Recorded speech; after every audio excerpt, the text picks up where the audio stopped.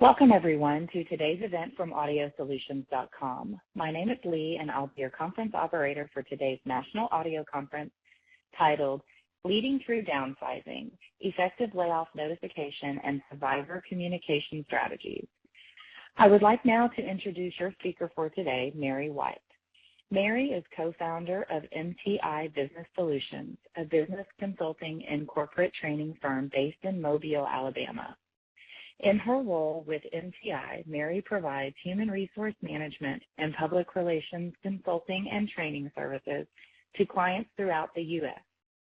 She is the author of 101 Human Resource Management Tips and 101 Successful PR Campaign Tips in the Life Tips book series. She teaches PHR and SPHR certification preparation courses and is a frequent speaker at conferences and association meetings nationwide. Her professional background includes extensive experience in public relations and media in agency and corporate settings, as well as in operations management, training, and human resources.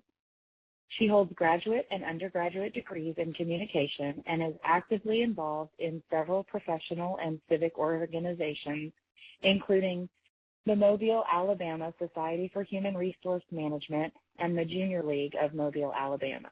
Mary, welcome to the program. We are now ready to begin.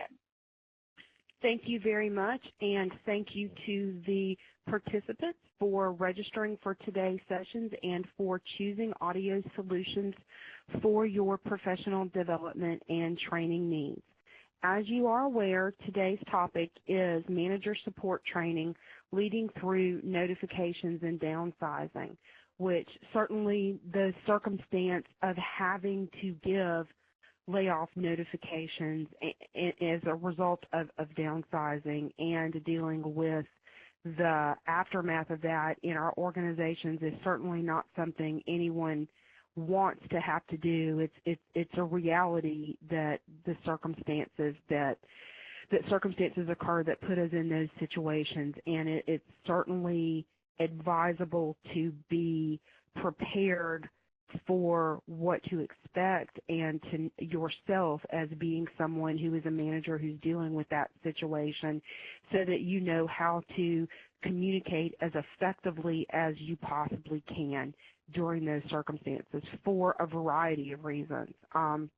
We're going to start out talking about actual layoff notifications. What are best practices for how to go about informing the workers who have been affected about what is going to take place. Of course, realizing that no matter what you do, there's no way you're going to make the experience a pleasant one because it's a difficult circumstance that no one wants to find themselves in on either side of the table, whether you're the person having to tell someone that their job doesn't exist anymore, or, of course, if you are the person who is finding out that your job doesn't exist anymore. But there are certainly better ways to go about handling it so the situation is as acceptable to all parties involved as is possible. Plus, you must also be cognizant of the impact that it may have on those workers who are not affected but who are working with you after the layoffs have taken place.